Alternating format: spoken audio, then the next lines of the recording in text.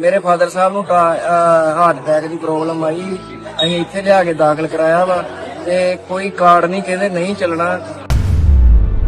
એક દીકરાની કરુણ વ્યથા સાંભળીને તમારી આંખો પણ ભીની થઈ જશે, પણ પંજાબ સરકાર સૂતી જ રહેશે।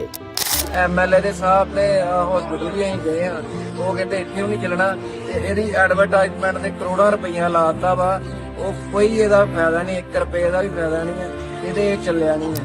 ਇਹਦੇ ਵਿੱਚੋਂ ਲੈਸ ਵੀ ਨਹੀਂ ਹੋਇਆ।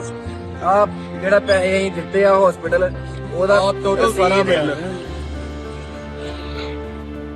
ਠੀਕ ਹੈ ਜੀ। ਦਾਅਵੇ ਸਾਰੇ ਫੂਕੇ ਆ ਜੀ, ਸਾਰੇ ਫੂਕੇ ਆ ਜੀ ਸਾਰੇ। ગુજરાતમાં ઠેર ઠેર તમને આ પોસ્ટર્સ જોવા મળી જશે, પણ જે ખર્ચા પંજાબની સરકાર તેમની યોજનાની એડવર્ટાઇઝમેન્ટ માટે કરે છે તે જ ખર્ચ જનતાની ભલાઈ માટે કરે તો આવા કરુણ પ્રસંગો રાજ્યમાં બનતા અટકે।